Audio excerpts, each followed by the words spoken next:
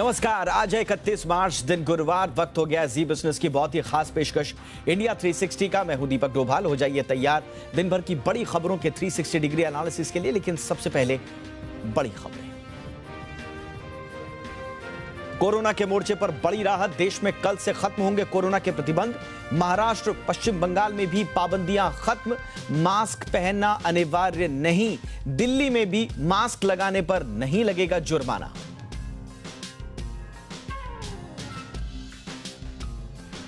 1 अप्रैल से हो रहे हैं कई बदलाव। पीएफ और क्रिप्टो पर बदलेंगे टैक्स के नियम। क्रिप्टो के बदल जाएंगे नियम। दवाइयां हो जाएंगी महंगी। इंडिया 360 में करेंगे विश्लेषण। अप्रैल से कैसे महंगाई बिगाड़ सकती है आपका बजट। कल से लागू होगी स्क्रैप पॉलिसी। 15 से 20 साल पुरानी गाड़ियों को किया जाएगा स्क्रैप। प्रदूषण कंट्रोल की दिशा में सरकार का बड़ा कदम।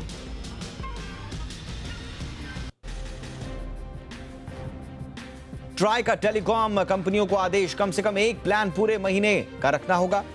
अभी कंपनियों के प्लान होते हैं सिर्फ 28 दिन के। कंपनियों के पास 60 दिन का वक्त। 3 दिनों की तेजी के बाद फिसला बाजार। निफ्टी 33 अंक गिरकर 17,500 के नीचे हुआ बंद। सेंसेक्स 100 अंकों से ज्यादा गिरकर बंद। फार्मा, सरकारी बैंक और आईटी शेयरों ने बनाया दबाव।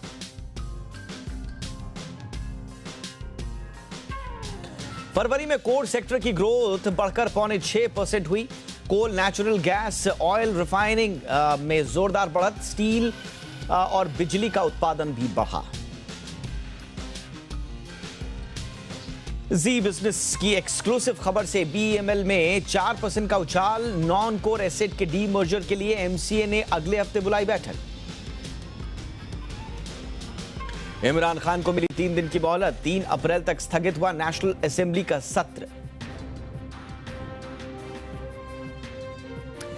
रूस यूक्रेन युद्ध का आज 36वां दिन। यूक्रेन के मारियुपोल शहर में रूस का संघर्ष विराम। फंसे नागरिकों को निकालने की कोशिशें तेज। और यूक्रेन से जारी जंग के बीच रूस के विदेश मंत्री सर्गेई लावरोव 2 दिन के भारत दौरे पर। विदेश मंत्री एस जयशंकर से करेंगे मुलाकात।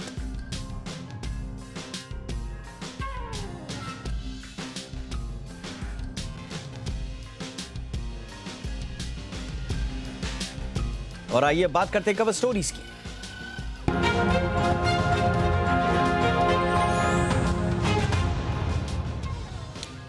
तो देश में कोरोना के मोर्चे पर राहत की खबर है। देश में लगातार कोरोना के मामले कम हो रहे हैं और कम होते मामलों को देखते हुए कल से देश में कोरोना से जुड़ी पाबंदियों को खत्म कर दिया गया है। इसी कड़ी में महाराष्ट्र, पश्चिम बंगाल और दिल्ली में भी राहतों की घोषणा हुई है। जी हां, महाराष्ट्र सरकार अब 2 अप्रैल से कोरोना पाबंदियों को खत्म करने जा रही है। महाराष्ट्र सरकार में मंत्री जितेंद्र आव्हाड ने ट्विटर पर इस बात की जानकारी दी है। उन्होंने साफ तौर पर कहा कि आज कैबिनेट में सर्वसम्मति से कोरोना की सभी पाबंदियां हटाने का फैसला हुआ है। गुड़ी पड़वा के दिन तमाम जो पाबंदियां हैं उन्हें हटा लिया जाएगा। सबसे बड़ी बात, 2 अप्रैल यानी शनिवार से मास्क पहनना भी अब एक तरह से ऑप्शनल कर दिया गया है। इसी तरह पश्चिम बंगाल ने भी यही फैसला लिया है। दिल्ली में भी मास्क नहीं लगाने पर अब जुर्माना नहीं लगेगा। तो ये इस वक्त की बड़ी खबर। अब महाराष्ट्र से हो चुकी है जो पाबंदियां 2 साल तक देश ने झेली। अब जैसे जैसे कोरोना के मामले कम हो रहे हैं, अब मास्क से मुक्ति का वक्त आ गया है। आपको याद होगा यूएस, ब्रिटेन, कई देशों में मास्क, कई इलाकों में वहां के मास्क पहनना की जो अनिवार्यता जो थी वो खत्म कर दी गई थी। और अब इसी राह पर भारत भी चल पड़ा है और शुरुआत हुई है महाराष्ट्र से। हालांकि आज जो कैबिनेट की बैठक हुई उसमें पहले ये कहा जा रहा था कि पाबंदियों को हटाने का फैसला जरूर लिया जाएगा, लेकिन संभवतः मास्क हटाने पर कोई फैसला नहीं होगा। लेकिन एक तरह से चौंकाते हुए उद्धव ठाकरे सरकार ने यह ऐलान किया कि मास्क पहनना भी अब एक तरह से इच्छा पर निर्भर होगा। आइए देखते हैं महाराष्ट्र सरकार के मंत्री का इस पर क्या कहना है। मास्क के हद तक जो मैंडेटरी था और अगर नहीं मास्क पहना तो फाइन लगाया जाता था, वह सभी विड्रॉ किया गया है। एपिडेमिक डिजीज एक्ट और डिजास्टर मैनेजमेंट एक्ट, दोनों भी एक्ट जो हमने इन्वोक किए थे इस एपिडेमिक के वजह से, वह विड्रॉ करने का महत्वपूर्ण निर्णय लिया गया है। और जिसके तहत अभी मैंडेटरी नहीं रहेगा, वो बाय चॉइस रहेगा। तो अगर आप दिल्ली और मुंबई में रहते हैं और अगर मास्क पहनने से अगर आप तंग आ चुके हैं तो ये इस वक्त की सबसे बड़ी खबर आपके लिए है। महाराष्ट्र में अब मास्क पहनने की अनिवार्यता खत्म कर दी गई है। 2 तारीख से अब महाराष्ट्र में मास्क पहनने की अनिवार्यता खत्म कर दी गई है, लेकिन हाँ, ये ऐच्छिक रखा गया है, यानी कि अगर आप चाहते हैं कि आपकी सेफ्टी के लिए आप मास्क पहनना चाहते हैं तो उस पर कोई रोक नहीं है, आप पहन सकते हैं। लेकिन जो बार बार परेशान एक तरह से किया जाता था, मास्क नहीं पहना है तो कोई भी आकर फोटो खींच लेते थे, जो वॉलंटियर्स बीएमसी की तरफ से रखे गए थे, खासतौर से मुंबई की हम बात कर रहे हैं। बहुत सारी खबरें भी ऐसी आई कि वहां पर अब इस तरह की मान्यता, इस तरह की परेशानी हो रही है लोगों को, तो वो अनिवार्यता खत्म हो गई है महाराष्ट्र में। इसके साथ साथ जो बातें अब सरकार ने फैसला लिया है, जरा ग्राफिक्स के जरिए समझिए। पहले तो धारा 144 जो लगाई गई थी कोरोना को देखते हुए, उसे हटा लिया गया है। ये पहला जो फैसला सरकार की ओर से लिया गया, तो महाराष्ट्र में धारा 144 जो है वो हटा दी गई है। साथ ही साथ सभी कोरोना प्रतिबंधों से छूट देने का फैसला किया गया है। ये सरकार का बड़ा फैसला। महाराष्ट्र में लगभग 2 सालों से पूरे देश के साथ साथ जो है इसी तरह के नियम कायदे लागू थे, लेकिन अब ये जो सरकार ने पाबंदी हटाने का फैसला किया है, सभी कोरोना पाबंदियों से छूट मिल जाएगी। अब सभी कोरोना पाबंदियों में, जैसे मैंने कहा कि कंफ्यूजन ये था कि क्या इसमें मास्क शामिल होगा, लेकिन जैसे मैंने आपको बताया कि सरकार ने शाम होते होते लगभग 5:30 बजे के आसपास जो ट्वीट आया उद्धव ठाकरे का, उसमें एक तरह से चौंका दिया कि अब मास्क की अनिवार्यता भी खत्म कर दी गई है। इसके अलावा जो हम कह रहे हैं कि मास्क लगाना अब आपकी इच्छा पर निर्भर है। हालांकि जी बिजनेस हमेशा से पूरे कोरोना काल में आपको एक जिम्मेदार चैनल होने के नाते ही समझाता भी रहा है कि किस तरह से कोरोना प्रोटोकॉल्स का आपको पालन करना है। हमारी अभी भी आपको सलाह होगी, मैंडेटरी नहीं है, लेकिन अभी भी आप अपनी सेफ्टी के लिए जितना हो सके, खास तौर से अगर आप भीड़ भाड़ वाले इलाकों में जा रहे हैं, मास्क जरूर पहने। लेकिन हाँ, इसकी अनिवार्यता नहीं है, कोई आके आपको परेशान नहीं करेगा, फोटो खींचकर 200 रुपए का फाइन नहीं लेगा, ये एक राहत वाली बात है। तो मास्क पहनना आपकी इच्छा पर निर्भर है। ये सरकार का फैसला आपके लिए, मुंबई में अगर आप रहते हैं। इसके साथ साथ दिल्ली में भी इसी तरह के फैसले हुए हैं। अच्छा, एक जो बड़ी बात है, गुड़ी पड़वा आ रहा है, रमजान आ रहा है, नवरात्र आ रहे हैं, बाबा साहेब शोभा यात्रा लोगों को निकालनी है, तो उसको खुलकर मनाने की परमिशन मुंबई और महाराष्ट्र में सरकार ने दे दी है। तो आप ये त्योहार खुलकर मनाएं। सरकार की इच्छा भी यही थी कि बहुत घुट कर जी लिए 2 साल, अब जब छूट मिली है, कम आ रहे हैं आंकड़े, मौत का आंकड़ा एकदम कंट्रोल में है, लग रहा है कि अब पूरी तरह से सेफ है, तो क्यों ना इस मौके को आराम से लोगों को छूट के तौर पर दिया जाए। तो इसीलिए सरकार ने बड़ा फैसला लिया है। महाराष्ट्र के साथ साथ जैसा मैंने आपको बताया कि दिल्ली और पश्चिम बंगाल में भी पाबंदियों से छूट देने की कोशिश की गई है। दिल्ली में, जैसा कि महाराष्ट्र सरकार का फैसला है कि अगर आप मास्क नहीं पहन रहे हैं तो आपका चालान नहीं कटेगा, तो दिल्ली सरकार ने भी यही फैसला लिया है कि चालान नहीं कटेगा आपका। और पश्चिम बंगाल में भी तमाम पाबंदियों से छूट दे दी गई है। हालांकि ममता बनर्जी सरकार ने यह जरूर कहा है साफ तौर पे कि अगर आप हो सके तो कोरोना प्रोटोकॉल्स का पालन करें। तो यही हमारी भी आपको सलाह होगी, जो मैं आपसे कह रहा था कि कोरोना प्रोटोकॉल्स का पालन आप जरूर करें, लेकिन अब अनिवार्यता खत्म कर दी गई है। तो एक बड़ी खबर, मास्क से मुक्ति मिलने की शुरुआत हो चुकी है। शुरुआत महाराष्ट्र से हुई है और अब धीरे धीरे संभवतः इसका अनुसरण बाकी लोग भी करें, बाकी राज्य भी करें। यह देखना बड़ा दिलचस्प होगा।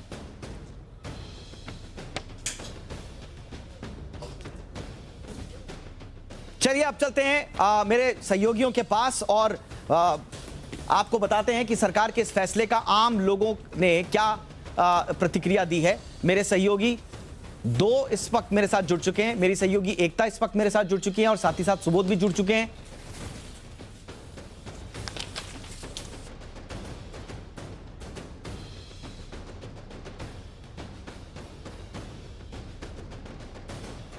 सुबोध और एकता हमें यह बताएंगे कि इसका प्रतिक्रिया, जो सरकार की इस फैसले की आम लोगों की जो प्रतिक्रिया वो किस तरह की सामने आ रही है। और साथ ही साथ एक कंफ्यूजन और है, अभी सरकार ने स्कूल्स को लेकर अभी कुछ खास तरह से ये गाइडलाइंस में क्या कहा है ये हम नहीं कह सकते, तो एकता से हम जब समझने की कोशिश करेंगे क्योंकि बच्चों को वैक्सीन भी नहीं लगी है। अच्छा, एक और चीज है, एक कंफ्यूजन जो मेरे दिमाग में वो ये है कि मास्क नहीं लगाने की जो छूट है क्या वो अनवैक्सीनेटेड लोगों को भी दे दी गई है? क्योंकि हालांकि मुंबई में लगभग सभी लोगों ने वैक्सीन लगा ली है, लेकिन महाराष्ट्र के बाकी इलाकों में जहां पर वैक्सीनेशन नहीं लगाया है क्या उन लोगों को भी छूट होगी, ये जरूर पूछेंगे। लेकिन पहले चलते हैं, ये देखिए मेरे साथ मेरे दोनों सहयोगी जुड़ चुके हैं, एकता मेरे साथ जुड़ चुकी हैं और सुबोध मेरे साथ जुड़ चुके हैं। सुबोध से मैं सबसे पहले पूछना चाहूंगा, सुबोध प्रतिक्रिया क्या है सरकार के इस फैसले के बाद? लोग क्या राहत की सांस ले रहे हैं?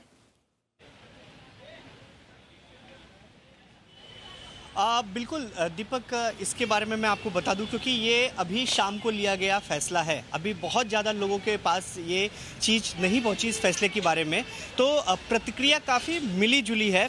आपको मैं बता दूं कि कुछ लोगों से मेरी जब इस सिलसिले में बात हुई, जब इस चीज़ को लेकर के मैंने बात की, तो लोगों का यही कहना है कि जैसे सबसे बड़ी बात है कि कुछ लोगों का ये कहना था कि वाकई मास्क हटाने से काफ़ी ज़्यादा रिलीफ है लोगों को, क्योंकि सबसे बड़ा खतरा यही होता था कि वो लोग अकेले हो या भीड़ में हो, हमेशा इस बात का डर था कि कहीं कोई उनकी वीडियोग्राफी तो नहीं कर रहा है, कहीं उनको जुर्माना तो नहीं भरना पड़ेगा। कई ऐसे लोग भी हैं जिन्होंने सिर्फ एक ही दिन में कई बार इस बात का जुर्माना दिया हुआ है।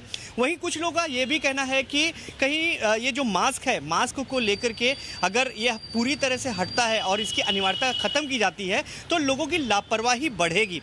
लापरवाही बढ़ने से फिर से आशंका है कि फिर से वापस कहीं कोरोना ना आ जाए। तो कोशिश ये है कि लोग इस चीज़ को लापरवाही में ना लें। अनिवार्यता इसलिए हटाई गई है, सरकार का जो कहना था कि कहीं ना कहीं लोगों को ये लगता था कि कहीं उनके ऊपर कोई बंदिशें हैं और धीरे धीरे इनको हटाने के लिए ही सरकार ने किया है। मेरे साथ एक दो लोग हैं, मैं कोशिश करूंगा उनसे जानने की कि उनका क्या है। सर ये बताइए, सबसे पहले नाम बताइए। मेरा नाम प्रदीप शेड़के। प्रदीप, ये बताइए कि मास्क हटाने का, जैसे गुड़ी पड़वा से मास्क की अनिवार्यता खत्म हो रही है, क्या कहना है आपका, आपकी क्या प्रतिक्रिया? We are very happy for this moment because पिछले 2 साल से हमें मास्क लगा कर इधर मुंबई में घूम रहे हैं, तो इससे बहुत परेशानी होती थी। 2.5 साल से तो हमें कोरोना से ज़्यादा इससे बीमारी बहुत होती थी, तो सरकार के इस फैसले से हम बहुत खुश हैं और हम उसका स्वागत करते हैं। ओके, कहीं ना आपको ये नहीं लगता है कि इससे लापरवाही बढ़ेगी? नहीं, कुछ नहीं। अभी कोरोना तो गया होगा, अभी सबका 2 वैक्सीनेशन का डोज भी हो चुका है, तो ये बंद करना ही सरकार का जो निर्णय है वही अच्छा है, ऐसा मुझे लग रहा है। तो ये पूछिए कि ये आपकी इच्छा के ऊपर निर्भर है, उनको खुशी इस बात की। सुबोध जरा लोगों से जरा पूछिए, अगर आपको कुछ लोग मिलते हैं कि सरकार ने आपकी इच्छा के ऊपर छोड़ा है तो क्या आप अपनी सेफ्टी के लिए मास्क लगाना आगे पसंद करेंगे? बिल्कुल, मैं उनसे ही बात करना कि प्रदीप मुझे ये बताइए कि सेफ्टी के नज़रिए से क्या आप मास्क पहनना पसंद करेंगे? नहीं, अभी नहीं करूँगा क्योंकि मेरे 2 वैक्सीनेशन का डोज हो चुका है, तो अभी मैं मास्क पहनने के लिए नहीं करूँगा। अगर सरकार का रूल आ जाता है कि अभी मास्क बैन होगा तो मैं कल से 2 तारीख से मास्क नहीं पहनूंगा। सर आपने देखा, ये एक प्रतिक्रिया है। अभी कुछ और लोगों से भी प्रतिक्रिया लेने की कोशिश करता हूं अगर कोई यहां पर आता है, लेकिन जो मैंने बात की है दीपक, उसमें सबसे ज्यादा ये चीज निकल के आई है। आप कुछ और लोगों से बात करिए, मैं जरा एकता के पास चलता हूं। सुबोध, आप कुछ और लोगों से बात कीजिए, उनकी प्रतिक्रिया लेने की कोशिश कीजिए। मैं एकता के पास चलता हूं। एकता, जो मेरा कंफ्यूजन था वही, पहला तो स्कूल्स को लेकर क्या गाइडलाइंस स्पष्ट की गई हैं, और दूसरा सवाल मैं बाद में पूछूंगा, लेकिन पहले क्या बच्चों को लेकर स्कूल्स में जो बच्चे जाएंगे उनके लिए मास्क को लेकर कोई स्पष्ट गाइडलाइन है या सबके लिए यूनानिमस है ये? जी दीपक, अगर हम नोटिफिकेशन की बात करें तो वो जल्द ही एक्सपेक्टेड है, लेकिन जितने भी कैबिनेट मिनिस्टर्स ने आज अपने बयान दिए हैं उसमें उन्होंने यही कहा है कि मास्क जो है वो वॉलंटरी है। स्कूल्स और कॉलेजेस की बात करें तो वहाँ भी वॉलंटरी है, मतलब आपकी इच्छा है तो आप मास्क लगाएं खुद की अपनी सेफ्टी के लिए एज अ रिस्पॉन्सिबल सिटीजन। लेकिन जो पहले इसको एक कंपल्सरी था, हर एक जगह पर कंपल्सरी था, मुंबई में, महाराष्ट्र में, वो वॉलंटरी हो चुका है। स्कूल कॉलेजेस की भी बात करें तो वहाँ भी ऑप्शनल ही है। दीपक, ऑलराइट, एक सवाल एकता, जिन लोगों ने वैक्सीनेशन नहीं ली है, आई एम श्योर कि मैक्सिमम लोगों ने वैक्सीनेशन ले लिया है, लेकिन जो लोग अनवैक्सीनेटेड हैं, क्या उनके कोई स्पष्टीकरण है कि उनको मास्क लगाना है या नहीं है? तक जो जैसा मैंने पहले कहा कि नोटिफिकेशन का सबको इंतज़ार है, लेकिन जब हमने ऑफिशियल से यही सवाल किया कि स्कूल कॉलेजेस का क्या, तो ये बोला गया कि कैबिनेट मिनिस्टर्स ने बयान दे दिया है स्कूल कॉलेजेस में भी मास्क की ज़रूरत नहीं है। जब ये दूसरा सवाल किया गया कि जिन लोगों ने वैक्सीन नहीं ली है उनके लिए क्या अनिवार्य होगा, तो क्योंकि जब बहुत बड़ी जनता है इस राज्य की, हर एक का अब चेक करना ही एक तरह से सिस्टम में नहीं है। पहले तो फोटो खींच के फाइन लगता था, लेकिन अब जब वो सिस्टम में नहीं है तो कोई चेक करने के लिए ही नहीं है, जिसका मतलब ये है कि जिन्होंने वैक्सीन नहीं भी ली है उनके लिए भी अब मास्क एक तरह से ऑप्शनल ही हो गया है, क्योंकि ये पता कैसे करेंगे कि किसने वैक्सीन ली है किसने वैक्सीन नहीं ली है, क्योंकि अब कोई चेक करने के लिए मार्शल ही नहीं है। तो एक तरह से हम कह सकते हैं कि जो मास्क जो है वो जिन्होंने वैक्सीन नहीं भी ली है वो उनके लिए भी वॉलंटरी है। लेकिन हाँ, सलाह यही है जैसा आपने पहले कहा कि as a responsible citizen mask अभी भी अपनी सेफ्टी के लिए पहनना ज़रूरी है। हम तो यही कहेंगे बार बार, खास तौर से उन लोगों के लिए जो अनवैक्सीनेटेड हैं, पहले तो जाइए वैक्सीन लगवाइए फटाफट से, अगर अभी भी आपने किन्हीं भी कारणों से वैक्सीन नहीं ली है, और ऐसे में अगर आपको छूट मिली है तो प्लीज मास्क जरूर पहनिएगा, क्योंकि हम जानते हैं कि कितने दर्द के साथ और किस मानसिक हालात में हमने इन 2 सालों का सामना किया है, हम सब ने मिलकर किया है। अब जब धीरे धीरे ओपन अप की बारी आ रही है, नियमों में छूट देने की बारी आ रही है, इसका हम फायदा बेजा ना उठाएं, कुछ रिस्पॉन्सिबिलिटी जरूर रखें, यही हमारी सलाह होगी। बाकी अब ज्यादा ज्ञान नहीं देंगे आपको, सीधे मैं चलता हूं। इस वक्त मेरे साथ महाराष्ट्र कोविड टास्क फोर्स के मेंबर डॉक्टर गौतम भंसाली साहब इस वक्त हमारे साथ जुड़ चुके हैं। भंसाली सर, बहुत बहुत स्वागत है आपका।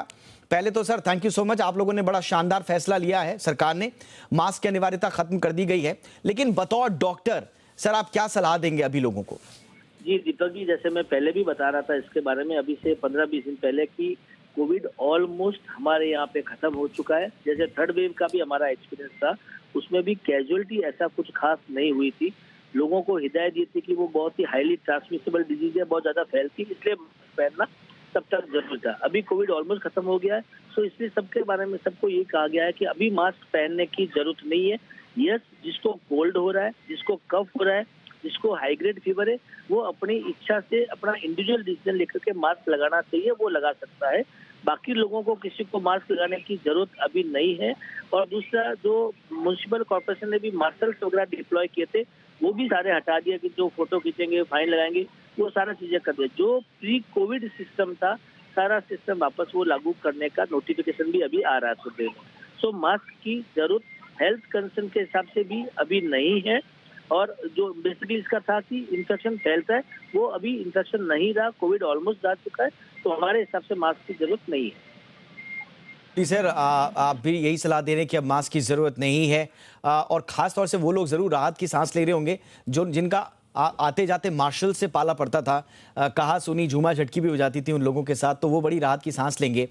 लेकिन एक बात सर, आप ही लोगों के साथ हमने लगातार इस पूरे पैंडेमिक काल में शोज किए, आप ही लोगों से सीखा समझा कि क्या स्वरूप है इस कोरोना का, और ये बड़ा अनप्रेडिक्टेबल है। साथ ही साथ जो एंटीबॉडीज है, कहा जा रहा है कि वो 2-3 महीने में, तमाम रिपोर्ट्स हम सबके सामने हैं, आपके ऑब्जर्वेशन अनुभव भी हमारे पास हैं, तो ये एंटीबॉडीज धीरे धीरे चली जाएंगी। अब इसके लिए बूस्टर डोज की आवश्यकता होगी, उसका अभी अता पता दिख नहीं रहा है। कहा तो जा रहा है कि शायद अप्रैल में बूस्टर डोज आ जाएगी, तो आपको लगता है सर कि बूस्टर डोज के लिए भी अब तुरंत तैयारी कर देनी चाहिए केंद्र सरकार को? जी दीपक जी, इसके लिए भी हमने ऑलरेडी केंद्र सरकार को, पीएमओ को, हेल्थ मिनिस्टर को भी हमने एक लेटर लिखा, पत्र लिखा है। कभी वैक्सीन फॉर ऑल, बूस्टर जो शॉट है वो सबके लिए कर देना चाहिए, जो लगाना चाहता है उसको लगाने के लिए अलाउ कर देना चाहिए। अभी तक हमने health care frontline worker plus 60+ के लोगों को अलाउ किया था, अभी सबके लिए बूस्टर अलाउ कर देना चाहिए। जिसको भी इच्छा है कि मुझे बूस्टर लगाना है, मेरी इम्यूनिटी कम हो रही है, मेरी एंटीबॉडी कम हो रही, वो लगा सकता है। जहाँ तक वापस कोविड आने का है, मुझे लगता है कि कोविड वापस हमारी कंट्री में एटलीस्ट नहीं आएगा। अगर पुराना आप स्पेनिश फ्लू का अगर डेटा देखेंगे तो first wave, second wave, third wave almost वैसी थी जैसी हमारे यहाँ पे कोविड की फर्स्ट, सेकंड, थर्ड वेव थी। तो मुझे नहीं लगता है कि वापस कोई कोविड आने का कोई होगा। एंड बूस्टर का जहाँ तक है, जैसे फ्लू शॉट लेते हैं उससे से बूस्टर डोज एक ओपन कर देना चाहिए सबके लिए। मेरा तो यहाँ तक कहना, हमने इस बारे में भी लेटर लिखा है केंद्र सरकार को कि ये मेडिकल शॉप पे अवेलेबल करवा देना चाहिए, जो चाहे जाए वैक्सीन लगाए और जा सकता है। बिल्कुल, बहुत बहुत शुक्रिया सर। हम इंतजार करेंगे कि जब भी बूस्टर डोज आए पूरी जिम्मेदारी के साथ लोग बूस्टर डोज का डोज जरूर लें। बहुत बहुत शुक्रिया गौतम सर, आपने हमारे लिए वक्त निकाला और एक बार फिर से अब एक खुली आबो हवा में सांस लेने का मौका मुंबईकर्स, महाराष्ट्रियन लोगों को मिल रहा है, जो जितने लोग महाराष्ट्र में रहते हैं। साथ ही साथ दिल्ली से भी कुछ इसी तरह की खबरें आई हैं, पश्चिम बंगाल से भी। और जैसा मैंने कहा कि कॉन्फिडेंस जब आ जाएगा, शुरुआत जब हो चुकी है, तो संभवतः बाकी जो स्टेट्स हैं, क्योंकि पूरे देश में अगर आप देखेंगे तो बहुत कंट्रोल्ड नंबर हैं कोरोना के, और ये कॉन्फिडेंस देगा बाकी राज्यों को भी। तो देखते हैं कि बाकी राज्य कब इस तरह के नियम लागू करते हैं, लेकिन अब कम से कम महाराष्ट्र के लोग शनिवार से खुली आबो हवा में बिना मास्क के सांस ले पाएंगे। अब एक चीज जो 1 अप्रैल से लोगों को परेशान करने वाली है, और ये महाराष्ट्र ही नहीं, ये यूपी, उत्तराखंड, मेघालय, मिजोरम, गोवा, ये सब जगह के लोगों के लिए, और वो ये है महंगाई की प्रॉब्लम। कुछ बदलाव होने जा रहे हैं 1 अप्रैल से। ये बहुत बड़े बदलाव हैं, बहुत इंपॉर्टेंट बदलाव हैं आम आदमी के जीवन में, लेकिन महंगाई की मार भी अब 1 अप्रैल से और तगड़ी पड़ने वाली है। 1 अप्रैल से कई चीजों के दाम बढ़ने वाले हैं, इसका सीधा असर आपके बजट पर पड़ेगा। क्या क्या चीजें हैं जो 1 तारीख से महंगी हो जाएंगी, इस रिपोर्ट में देखिए। फिर जो महंगाई का ये जो झटका लगा है, इसको विश्लेषण इस पर करेंगे और एक्सपर्ट्स की राय भी लेंगे।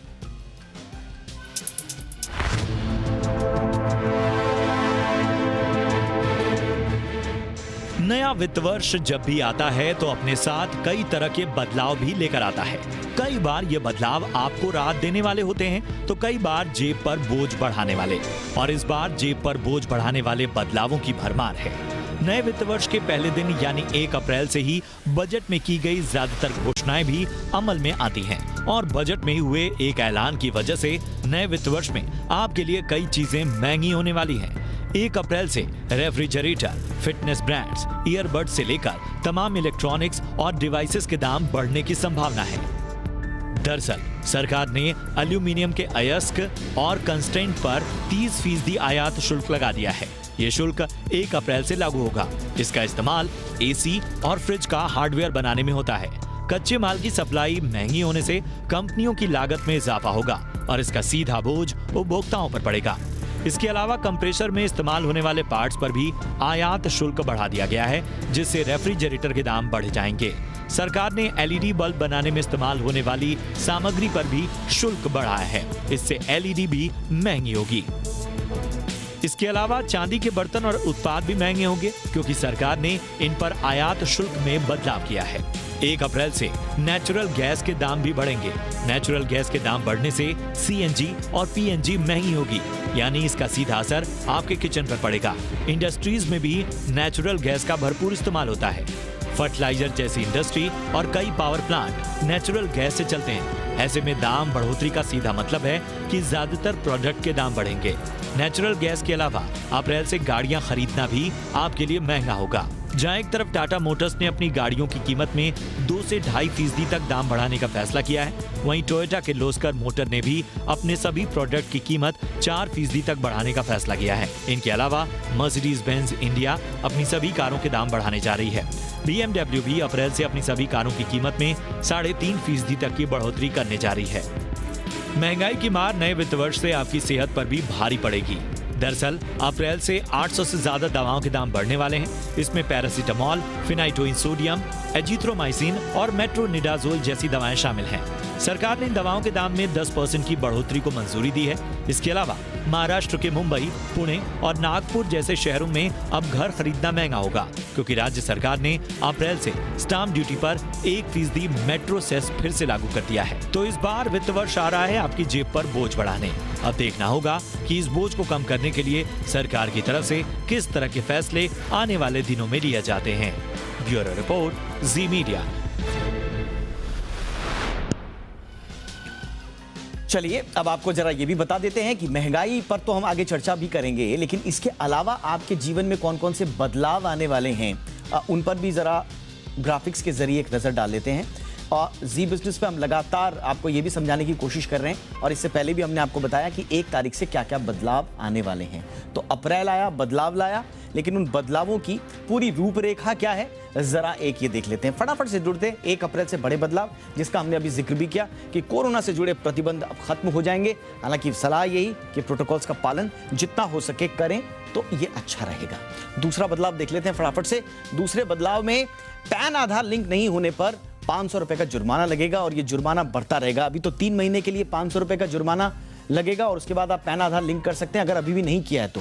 फिर 3 महीने के बाद भी नहीं किया तो फिर 1000 रुपए लगेगा, फिर आगे इस तरह से बढ़ता रहेगा।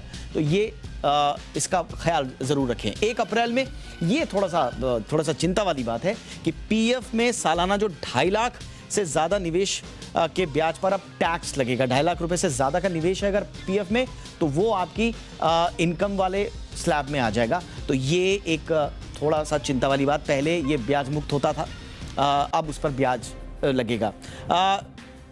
क्रिप्टो करेंसी के लिए नए नियम लागू होंगे। जैसा कि हम सब जानते ही हैं कि अगर ट्रांजैक्शन होता है तो 30% का इस पर टैक्स लगेगा, प्लेन टैक्स, जो जिसका सरकार ने ऐलान किया था। तो क्रिप्टो करेंसी के जो नए नियम हैं वो भी अब 1 अप्रैल से लागू हो जाएंगे। इसके अलावा क्या क्या बदला है जरा फटाफट से देख लेते हैं। इसके अलावा ATEEA में घर खरीदार को मिल रही टैक्स छूट खत्म होगी। इसको जरा समझिए। देखिए अब तक क्या हो रहा था, 2019 में सरकार ये नियम लाई थी कि मैं या आप अगर हमने पहला घर खरीदा है और 45 लाख से कम कीमत का अगर घर खरीदा है तो उसमें निवेश पर हमें 1.5 लाख में टैक्स पे छूट मिलती थी, 1.5 लाख की। लेकिन अब उसे खत्म कर दिया गया है। सरकार ने ये पीरियड जो है वो 2-3 साल के लिए रखा था। अब 1 तारीख से ये जो घर खरीदार को जो छूट मिल रही थी 1.5 लाख रुपए की, वो अब खत्म हो गई है। आगे बढ़ते हैं। म्यूचुअल फंड्स के नियमों में बदलाव लागू होंगे। अब म्यूचुअल फंड में नियमों के बदलाव क्या लागू होंगे? देखिए अब तक आप चेक, बैंक ड्राफ्ट या दूसरे किसी जो भौतिक फिजिकल माध्यम से आप म्यूचुअल फंड के लिए निवेश कर सकते थे, लेकिन अब ऐसा नहीं होगा। अब सरकार कह रही है कि सिर्फ यूपीआई या नेट बैंकिंग की मदद से ही आपको म्यूचुअल फंड्स में निवेश करना है। तो ये भी अब कल से बदल जाएगा। इस बात का आप जरा ध्यान रखिएगा जो लोग भी म्यूचुअल फंड में निवेश करना चाहते हैं। इसके अलावा जीएसटी के तहत ई चालान का नियम भी बदल गया है। तो इस तरह से ये बड़े बदलाव 1 अप्रैल से लागू हो रहे हैं। अब जरा बात कर लेते हैं महंगाई की, क्योंकि लगातार महंगाई बढ़ रही है। 1 अप्रैल से अब आपको शायद महंगाई का झटका और लगेगा, जो हमने रिपोर्ट में भी बताया। इस वक्त मेरे साथ जाने माने अर्थशास्त्री अतुल जोशी साहब जुड़ चुके हैं। उनसे हम समझने की कोशिश करते हैं कि ये महंगाई की मार कब तक झेलनी पड़ेगी। जोशी सर, बहुत बहुत स्वागत है आपका। सर, पेट्रोल डीजल के दाम 6, 6.5, 7 रुपए वो बढ़ ही रहे हैं। अब तो लग रहा है कि नॉन स्टॉप रहेंगे। पहले तो यही बताइए सर कि ये पेट्रोल डीजल में इजाफा कब तक चलेगा? ये कहीं रुकेगा भी या 20-25 रुपए तक जाके ही मानेंगे लोग? नहीं, मेरे ख्याल से देखिए 2-3 चीजें हैं। हमारे पास 3 तरह से प्राइस बढ़ रही है। एक तो ये है सप्लाई जो है वो डिसरप्ट हो रही है। दूसरा जो है सप्लाई डिसरप्शन के साथ जो रशिया यूक्रेन का प्रॉब्लम है उसकी वजह से लॉजिस्टिक्स में इशू आ रहा है। जैसे कि शिपिंग कंपनीज के दाम बढ़ रहे हैं, आपके जो टैंकर्स है उसके दाम बढ़ रहे हैं। तो वो दूसरा अपना प्रॉब्लम हो गया। और तीसरा है करेंसी की जो पेमेंट है वो पूरी व्यवस्था, जो अर्थव्यवस्था पूरी दुनिया की है, उसमें भी काफी इश्यूज चल रहे हैं। तो मेरे हिसाब से ये तीनों की वजह से दाम तो बढ़ने है ही है, लेकिन मेरे ख्याल से लगभग 4 से 5 महीने के बाद अपने को थोड़ा नॉर्मलाइजेशन दिखता आएगा। क्योंकि ये प्रॉब्लम जो है, लोगों का मानना है, विश्लेषकों का मानना है कि 2-3 महीने में यूक्रेन रशिया का थोड़ा ठंडा हो जाएगा मामला। इसके साथ ही जो बहुत इंपॉर्टेंट चीज ये है कि ओपेक ने जो अमेरिका को सपोर्ट देना की उनकी आशा थी वो दिया नहीं है, और रशिया के साथ ज्यादा जुड़ रहे हैं। तो मेरे ख्याल से नॉर्मलाइजेशन जो है सप्लाई का, और हमारा जो बायलैटरल ट्रेड है रशिया के साथ, वो भी शायद थोड़ा बढ़ेगा। तो मेरे ख्याल से 4-5 महीने का प्रॉब्लम है, ये ज्यादा लंबा नहीं खींचना है। हाँ, ये बात है कि $75 होगा या 90 के आसपास रहेगा। मेरे ख्याल से 90 के आसपास रहेगा, वो एक इश्यू रह सकता है। लेकिन जो आज की तारीख है उससे डेफिनेटली काफी कम होने की संभावना है। लगभग 20% कम हो जाएगा आज की तारीख से जो भी भाव है। अच्छा जोशी सर, ये तो मैंने आम आदमी की बात कर दी। अब जरा मुझे ये बताइए कि ये जो महंगाई बढ़ रही है, स्वाभाविक रूप से आरबीआई पर भी दबाव आ रहा है। आरबीआई गवर्नर ने पहले ही बयान दे दिया है कि नेक्स्ट पॉलिसी जैसे माहौल नहीं रहेंगे, उन्होंने पहले ही कह दिया था। स्वाभाविक रूप से चेंजेस तो हमको करने पड़ेंगे, लेकिन अर्थव्यवस्था, ये आम आदमी को तो मार रही है महंगाई, अर्थव्यवस्था को किस तरह से मार रही है, और क्या उसको बचाने के लिए या उसका प्रेशर कम करने के लिए सरकार के पास कोई उपाय है? 2 चीजें। अपनी जो अर्थव्यवस्था है, जो हमने रिकवरी देखी, जो फास्ट रिकवरी हमने देखी, वो पेंटअप डिमांड जिसको कहते हैं कि लोगों ने 2 साल तक पैसा ज्यादा नहीं खर्चा, तो एक साथ में जब मार्केट खुली तो काफी सारा कंजम्पशन आया और डिमांड बढ़ गया। उसकी वजह से इकोनॉमी में एक फास्ट रिकवरी अपने को देखने मिली थी। लेकिन आज की तारीख में जो महंगाई बढ़ रही है, तो लोगों की जो इनकम होगी वो कम हो जाएगी, जो वो इन्वेस्ट कर सकते हैं या खर्च कर सकते हैं वो कम हो जाएगी। इसकी वजह से जो कंजम्पशन डिमांड है वो कम होना है। अभी गवर्नमेंट के पास काफी सारे रास्ते हैं जिसकी वजह से वो ये कम कर देवे। अगर हम अपना फूड स्टॉक देखें, चाहे वो गेहूं हो, चावल हो, तो हमारे पास काफी रिजर्व्स पड़ी है जो हम रिलीज करके जो भाव है वो काबू में रख सकते हैं ताकि लोगों के जेब के ऊपर उसकी ज्यादा असर ना पड़े। ये हो गई अपने खाने पीने की जो चीजें उसकी बात। अगर दूसरी तरफ से हम देखें तो गवर्नमेंट के पास ये भी एक शक्यता है कि वो फिर से पेट्रोल सब्सिडी इंट्रोड्यूस कर देवे। पेट्रोल और डीजल के ऊपर आज की तारीख में पूरा का पूरा प्राइस इंक्रीज जो है वो कंज्यूमर के पास चला जाता है। तो गवर्नमेंट के पास ये एक ऑप्शन है कि या तो वो पेट्रोल बॉन्ड्स इशू कर देवे या सब्सिडी खुद ले लेवे अपने बजट के ऊपर और लोगों पे इसकी ज्यादा असर ना आने देवे। ये दूसरा उपाय गवर्नमेंट कर सकती है। तीसरी बात जो मेरे ख्याल से कर सकते हैं कि वो फर्टिलाइजर जो है वो मिल नहीं रहा है, उसकी वजह से उसकी प्राइस काफी बढ़ चुकी है। तो फर्टिलाइजर में अगेन फर्टिलाइजर सब्सिडी अपनी है ही है, मेरे ख्याल से 80,000 करोड़ का प्रावधान किया गया है बजट में, उसको बढ़ा सकते हैं। इसकी जो इफेक्ट होगी वो बजट के ऊपर होगी कि बजट की हमारी जो फिस्कल डेफिसिट हमने 3.3% बनाई है वो शायद बढ़ के 3.5% 3.6% के आसपास हो सकती है। लेकिन आप आदमी को इसका असर बहुत अच्छा पड़ेगा। लोगों को जो महंगाई असर करने वाली है वो हम काफी हद तक कम कर सकते हैं। तो गवर्नमेंट के पास काफी सारे विकल्प है, आरबीआई के पास काफी सारे विकल्प नहीं है। मेरे ख्याल से इसमें गवर्नमेंट का रोल ज्यादा है, आरबीआई का कम है। आरबीआई के पास सिर्फ एक इंस्ट्रूमेंट है और वो है इंटरेस्ट रेट बढ़ाना। लेकिन इंटरेस्ट रेट मान लीजिए बढ़ा भी देते हैं तो लोगों को वो ज्यादा नेगेटिव इफेक्ट करेगा। आज की तारीख में अगर हम लोगों का बोरोइंग्स देखें, होम लोन से, व्हीकल लोन से, कंज्यूमर लोन से, तो अगर इंटरेस्ट रेट बढ़ता है तो लोगों को वो डबल इम्पैक्ट होगा, नेगेटिव इम्पैक्ट होगा। कंजम्पशन डिमांड पूरी तरह से खत्म हो जाएगा। तो यानी कि स्थिति बिल्कुल स्पष्ट है, जैसा कि आपने कहा सर, स्थिति बिल्कुल स्पष्ट है। आरबीआई के पास बहुत ज्यादा ऑप्शंस नहीं है और बहुत ज्यादा दबाव भी देखा है हमने बीते कई पॉलिसीज से। अब इंटरेस्ट रेट बढ़ाने का विकल्प तो है, लेकिन उसका फिर मार जो लोगों पर पड़ेगा उसको भी झेलना पड़ेगा। कुल मिला के अब सरकार के पाले में गेंद है, इसलिए सरकार अब क्या महंगाई कंट्रोल करने के लिए क्या कदम उठाती है ये देखना बड़ा दिलचस्प होगा और महत्वपूर्ण भी होगा। जोशी सर, बहुत बहुत शुक्रिया, आपने वक्त निकाला। इस बीच सरकार पर जो है वो दबाव भी बढ़ रहा है और ये पॉलिटिकली दबाव भी बढ़ रहा है। महंगाई और तेल की बढ़ती कीमतों के बीच पॉलिटिकल पार्टीज भी अब सड़कों पर उतरकर प्रदर्शन कर रही हैं। अगुवाई कर रही है कांग्रेस आज देश भर में प्रदर्शन करती नजर आई। इस प्रदर्शन को असरदार बनाने के लिए दिल्ली में राहुल गांधी समेत कांग्रेस के कई वरिष्ठ नेता सड़क पर उतरे। प्रदर्शन के दौरान सभी नेता चुनाव खत्म, लूट चालू के नारे लगाते नजर आए। कांग्रेस नेता राहुल गांधी ने मोदी सरकार पर निशाना साधते हुए कहा कि पिछले 10 दिनों में 9 बार पेट्रोल डीजल के दाम बढ़ाए जा चुके हैं।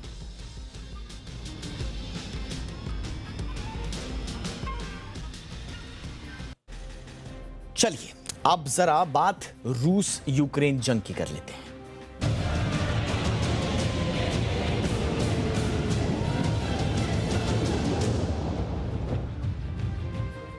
रूस यूक्रेन के बीच आज 36वें दिन भी जंग जारी है। दोनों देशों में से कोई भी एक दूसरे के सामने झुकने को तैयार नहीं है। यूक्रेनी राष्ट्रपति वोलोदिमीर ज़ेलेंस्की ने कहा कि हमारी सेना देश में पूर्व में रूसी सैनिकों को मुंहतोड़ जवाब देने की तैयारी कर रही है। ताजा जानकारी के मुताबिक रूस यूक्रेन के बीच फिर वार्ता की तैयारी है। वहीं गलत जानकारियां फैलाने के आरोप में ब्रिटेन ने कई रूसी मीडिया संगठनों पर प्रतिबंध लगाए हैं। उधर नेटो ने चेतावनी दी है कि रूस के सैनिक यूक्रेन से वापस नहीं हो रहे हैं बल्कि फिर से जुट रहे हैं। वहीं रूसी राष्ट्रपति व्लादिमीर पुतिन ने एक आदेश पर दस्तखत किए हैं जिसके मुताबिक विदेशी खरीदारों के लिए गैस के लिए भुगतान रूबल में करना अनिवार्य हो जाएगा।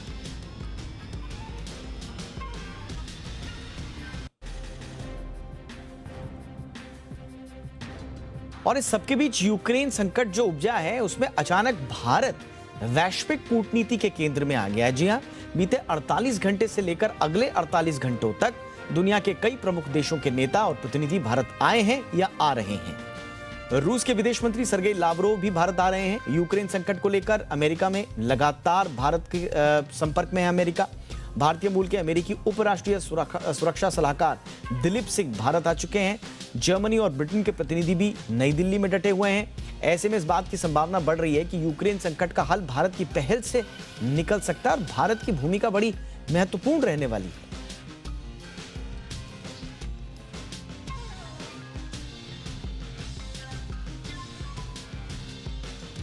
और इस पर बातचीत करने के लिए अंतर्राष्ट्रीय मामलों के जाने माने जानकार कमर आगा साहब मेरे साथ इस वक्त जुड़ चुके हैं। कमर सर, बहुत बहुत स्वागत है। पहले तो इस स्थिति को ही समझाइए। बीते 48 घंटे और अगले 48 घंटे में दुनिया भर के तमाम जो रिप्रेजेंटेटिव्स हैं वो भारत आ रहे हैं। क्या चाहते हैं ये लोग भारत से और भारत क्या कर सकता है?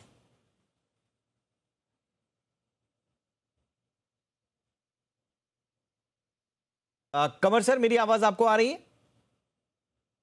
चलिए कोशिश करते हैं कमर आगा सर से दोबारा जुड़ने की कोशिश करते हैं। लेकिन इस बीच आप देखिए कि किस तरह से भारत जो है वो वैश्विक कूटनीति का अब एक तरह से केंद्र बनता नजर आ रहा है। कमर सर, ये जो ताबड़तोड़ विजिट्स हो रही हैं फॉरेन डेलीगेट्स की इंडिया में और आने वाले 48 घंटे में भी होने वाली हैं, इसके मायने क्या हैं? क्या भारत वाकई में वैश्विक जो हालात उपजे हैं उन्हें निपटाने में सबसे सक्षम देश एक तरह से साबित हो रहा है, इसीलिए सब लोग यहां आ रहे हैं? क्या चाहते हैं ये लोग भारत से? सर देखिए, कई चीज़ें हैं। पहली बात तो ये कि भारत एक पूरी दुनिया में एक बड़ा देश बन गया है। यहाँ की इकनॉमी 3 ट्रिलियन से ज़्यादा की है, जो बढ़ के 5 ट्रिलियन हो जाएगी जल्दी ही। फिर उसके अलावा ये है कि हमारा एक्सपोर्ट भी बढ़ रहा है, इंपोर्ट्स भी हम काफ़ी देशों से हमारा लगातार चल रहा है। फिर उसके अलावा ये है कि भारत का एक दुनिया के ऊपर एक अच्छा असर है, सपोर्ट बेस। बहुत सी कंट्रीज़ भारत की तरफ देखती हैं और भारत का हमेशा से एक बड़ा प्रैग्मेटिक रोल रहा है अंतर्राष्ट्रीय समुदाय में। हमेशा उसका कोशिश रही है कि अमन शांति रहे, जंग ना हो, मॉरल इश्यूज़ के ऊपर बहुत उसने ध्यान दिया है।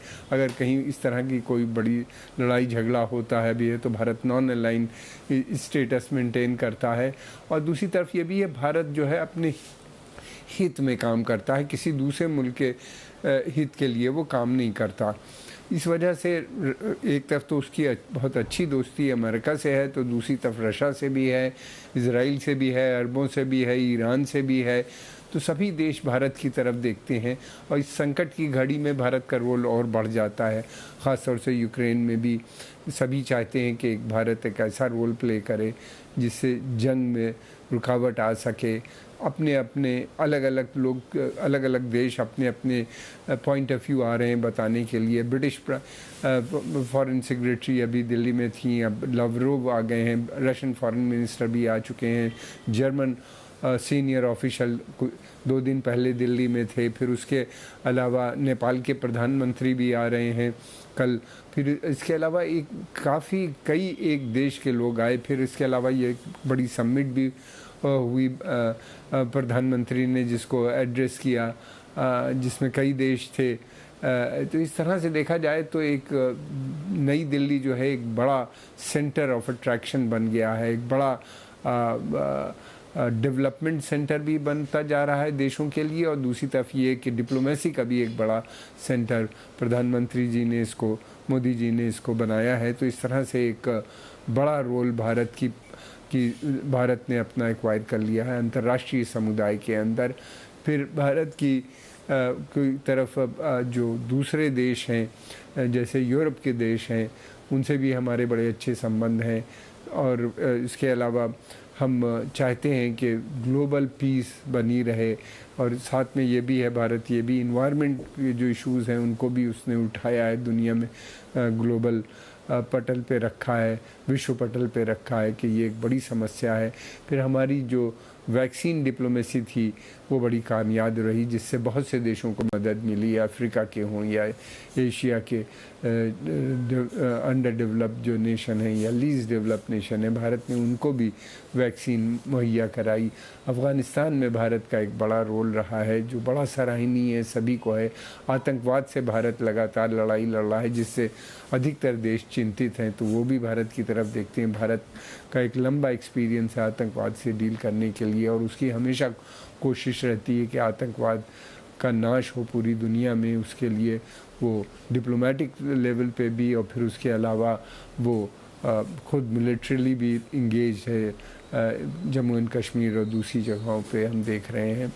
और अफ़गानिस्तान के रिकन्स्ट्रक्शन में भी भारत ने 3 बिलियन से भी ज़्यादा डॉलर वहाँ पे इन्वेस्ट किए, जिसमें स्कूल, कॉलेज और पार्लियामेंट की बिल्डिंग और इस तरह के डैम्स बनाए। फिर उसके अलावा बिजली परियोजना और सड़कों का बनाना, उसको कनेक्ट कर देना, क्या कहते हैं सेंट्रल एशिया से, ईरान से और चाबहार पोर्ट को कनेक्ट करने की कोशिश कर रहा है। सेंट्रल एशिया के जो लैंड लॉक देश हैं उनसे जोड़ने की, तो सेंट्रल एशिया भी भारत की तरफ इस समय काफ़ी उसका भी कुल मिला के जो रेलेवेंस है भारत का, उसका इल्म सबको है। हर कोई चाहता है कि भारत से वो जुड़े, भारत से जुड़कर जो अंतर्राष्ट्रीय मसाइल हैं उनको सुलझाने की कोशिश, साथ ही साथ जो वैश्विक चुनौतियां पूरे दुनिया में उभर रही हैं उसमें सहभागिता भारत के साथ हो। हर किसी का यही नज़रिया फिलहाल दिख रहा है।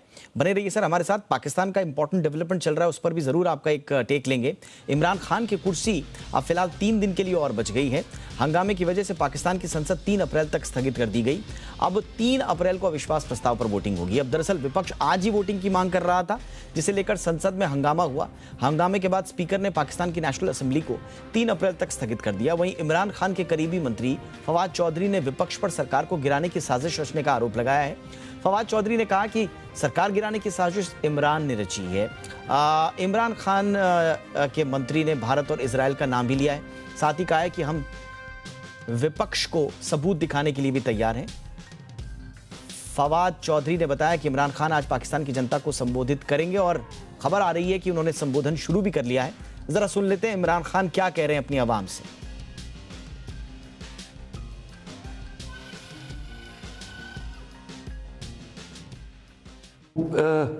यानी उनकी हैसियत थी पॉलिटिक्स पे आने से पहले, लेकिन आप ज़्यादातर लोगों को देखें तो पॉलिटिक्स में तो से पहले कोई उनका नाम भी नहीं जानता था। तो मैं तो वो एक खुशकिस्मत इंसान अल्लाह का ख़ास शुक्र अदा करता हूँ कि मुझे तो उसने सब कुछ दे दिया था। यानी कोई भी शायद ही किसी को इतनी शोहरत मिले, जितना मेरी ज़िंदगी में ज़रूरत थी उतना पैसा मेरे पास था, सब कुछ था मेरे पास। यानी आज भी मुझे कोई किसी चीज़ की ज़रूरत नहीं है। अल्लाह मुझे सब दे बैठा है और मैं उसका बड़ा शुक्रगुजार हूँ। देखिए, मैं पाकिस्तान की पहली जनरेशन था। हम वो जनरेशन थे जो पहले आज़ाद पाकिस्तान में पैदा हुए थे।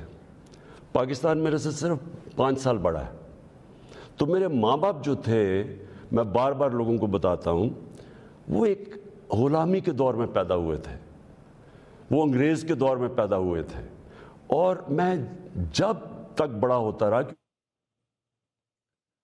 कमर आगा साहब हमारे साथ बने हुए हैं। हालांकि इमरान खान का संबोधन जारी है, अभी तो ये कह नहीं सकते कि वो क्या कहने वाले हैं, बट कुछ अगर आप समझ पाए हो सर सिचुएशन को देखते हुए, इमरान खान की बातों को जितनी भी वो कर रहे हैं, क्या इस्तीफा दे रहे हैं या जैसा वो दावा कर रहे हैं कि आखिरी गेंद तक लड़ूंगा, और वही जेस्चर लग रहा है? देखिए, 2-3 चीज़ें हैं। पहली बात तो ये कि उनके ऊपर दबाव बहुत है इस्तीफे का। एक तरफ तो अपोजिशन का दबाव है, जो जहाँ पे इन्हीं ने पार्लियामेंट में अपनी नंबर गेम होता है उस नंबर में ये बिल्कुल खो चुके हैं। दूसरी तरफ आर्मी भी चाहती है कि ये जितनी जल्दी इस्तीफ़ा दे दें, और जो पार्लियामेंट का सेशन उसको असेंबली कहते हैं, जो स्थगित कर दिया गया है 3 तारीख अप्रैल तक के लिए, वो इसी वजह से हुआ कि आर्मी नहीं चाहती थी कि वहाँ पे डिबेट हो और जिस डिबेट में आर्मी के ऊपर भी के सवाल उठाया जाए और क्वेश्चन किया जाए, इमरान खान की पार्टी के लोग या दूसरी पार्टी के लोग आर्मी को बदनाम करने की।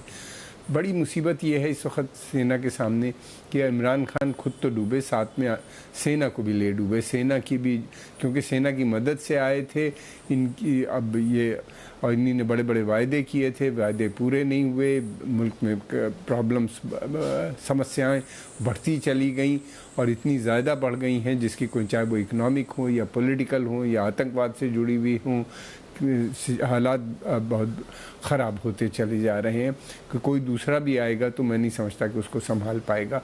आर्मी स्वयं सत्ता में आ नहीं पा रही, उसकी वजह यह है कि बदनाम बहुत हो चुकी है और दूसरी जनता से सपोर्ट नहीं मिलेगी जैसे पहले मिल जाती थी, और दूसरी तरफ ये है कि उसको अंतर्राष्ट्रीय समुदाय से भी मान्यता नहीं मिल पाएगी, ऐसा लगता है। अब वो 2-3 चीज़ें हैं, ये एक दूसरा इशू जो है उनके सामने वो है कि वो ये कोशिश, विक्टिम कार्ड जो वो प्ले कर रहे हैं कि उनको एक अंतर्राष्ट्रीय कॉन्स्पिरेसी के तहत हटाया गया है। कभी अब बहाने तो बिल्कुल ढूंढेंगे सर, बिल्कुल, लेकिन इमरान खान वाकई में क्या अब अपनी कुर्सी बचा पाएंगे? आज तो स्पीकर साहब ने बचा लिया उनको, लेकिन अभी उनका संबोधन जारी है, जैसे कि हम बात भी कर रहे हैं। लेकिन जैसा सर बता रहे हैं कि दबाव बहुत ज़्यादा है, ऑप्शंस बहुत कम। अब क्या इसकी परिणति इमरान खान के इस्तीफे से ही खत्म होगी, ये देखना बड़ा दिलचस्प होगा। शुक्रिया कंवर सर, आपने वक्त निकाला हमारे लिए, इस महत्वपूर्ण विषय पर आपने अपना विश्लेषण दिया। अगर आप नौकरी पेशा हैं तो 1 अप्रैल से प्रोविडेंट फंड यानी कि पीएफ के मोर्चे पर भी बड़ा बदलाव हो रहा है। नए वित्त वर्ष से प्रोविडेंट फंड के सालाना 2.5 लाख से ज्यादा योगदान पर टैक्स देना होगा। अब ये टैक्स कैसे लागू होगा, कौन इसके दायरे में आ गया, पूरी डिटेल समझिए इस रिपोर्ट में।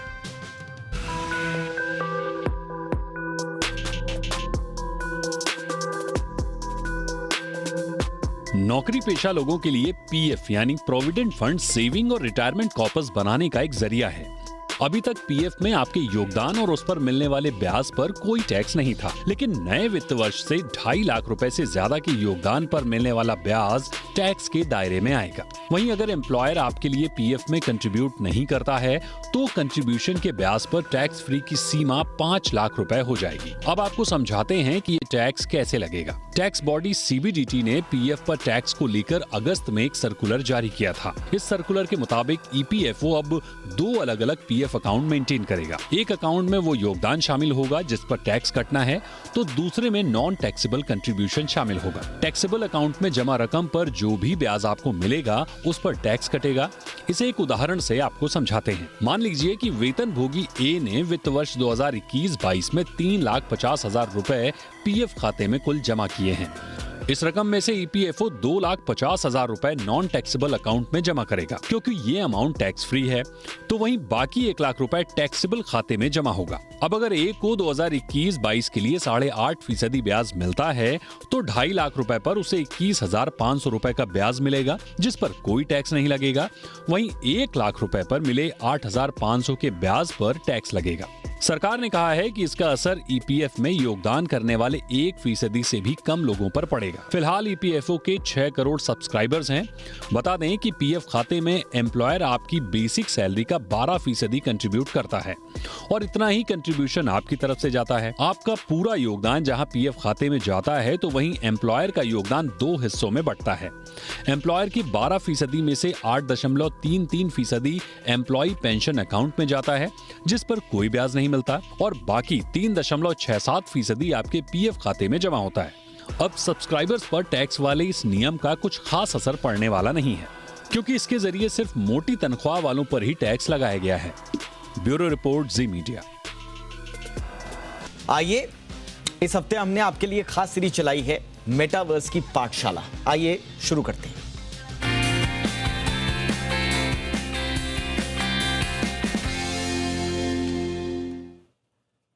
और मेटा की पाठशाला में आज हम आपको बता रहे हैं कि मेटा की दुनिया में कैसे और कहां पर आप लैंड खरीद और बेच सकते हैं। आपने सुना होगा कि मेटा में जाके लोग घर खरीद रहे हैं, बंगले खरीद रहे हैं, जमीनें खरीद रहे हैं। कैसे खरीदेंगे जमीन मेटावर्स में, देखिए।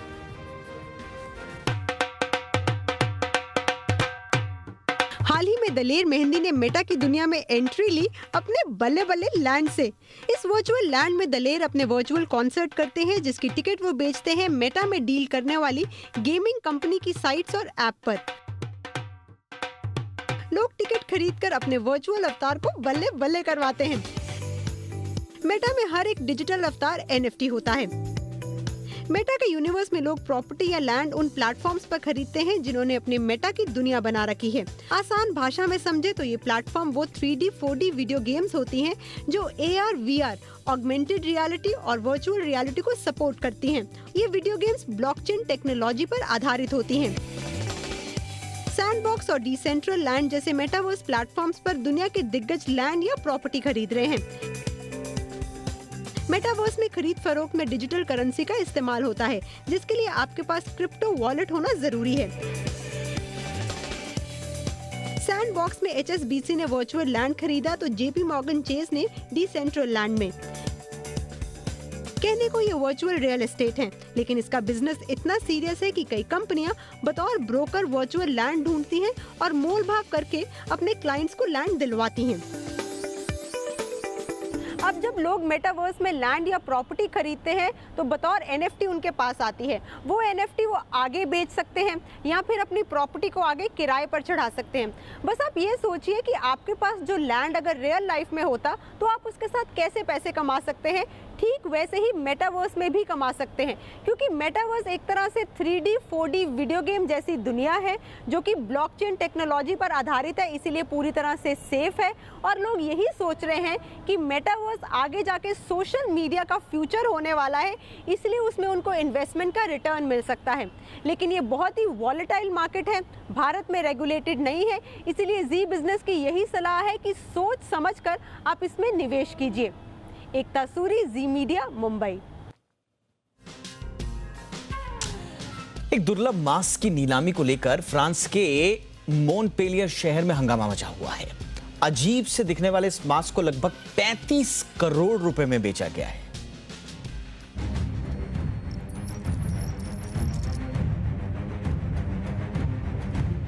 दक्षिणी फ्रांस में 19वीं सदी के लकड़ी के नक्काशीदार मास्क की नीलामी को लेकर बवाल हो गया है। स्थानीय गैबोनी समुदाय के लोग इस मास्क को बेचे जाने का विरोध कर रहे हैं, लेकिन मास्क को बिकने से ये नहीं रोक पाए। अजीब से दिखने वाले इस मास्क को $4.6 मिलियन यानी लगभग 35 करोड़ में बेचा गया है।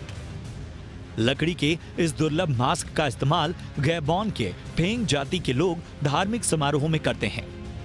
जानकारों का मानना है कि समुदाय के लोग संकट दूर करने के लिए इसे पहनकर गांव-गांव घूमते थे। खास तौर पर इसका इस्तेमाल ऐसे लोगों को ठीक करने के लिए किया जाता था जिन पर जादू टोने का शक हो। ब्यूरो रिपोर्ट, जी मीडिया।